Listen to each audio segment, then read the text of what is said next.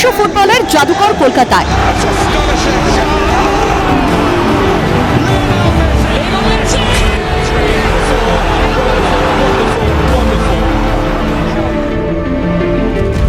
তাকে একবার চাক্ষুষ করতে কাতারে কাতারে জমায়েত সল্টলেকের যুব ভারতী স্টেডিয়ামে।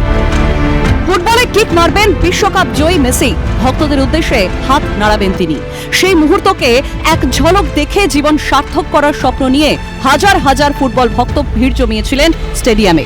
কার্যত এই পকেটের টানকে উপেক্ষা করে যুব ভারতীতে গিয়েছিলেন মেসি ভক্তরা, কিন্তু পরিস্থিতি মুহূর্তে বদলে গেল। মেসি ভক্তদের প্রাপ্তি শুধু যুব ভারতীর মহা বিশৃঙ্খলা।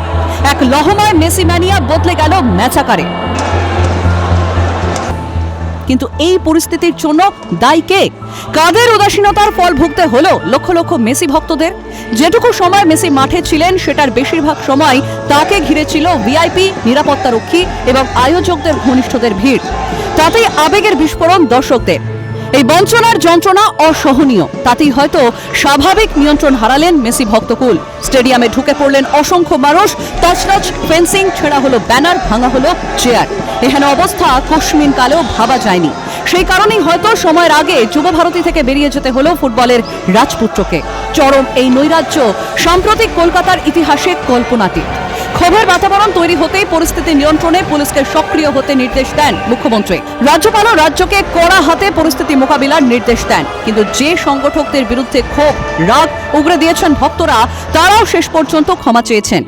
দর্শকদের টিকিটের পুরো টাকা ফেরতের আশ্বাস দিয়েছেন মূল আয়োজক শতদ্রু দত্ত। কিন্তু তাতেও কি ক্ষোভের আগুনে জল পড়ল? দর্শকদের মনের যন্ত্রণা, ক্ষোভের নিরসন কি এইভাবে মেটানো সম্ভব? আগেই সংগঠকদের পক্ষ থেকে প্রয়োজনীয় পদক্ষেপ গ্রহণ করলে কি আর এই দিন দেখতে হতো রাজ্যবাসীকে? হয়তো মুখ পুড়ত না বঙ্গেরও। ক্যালকাটা নিউজ।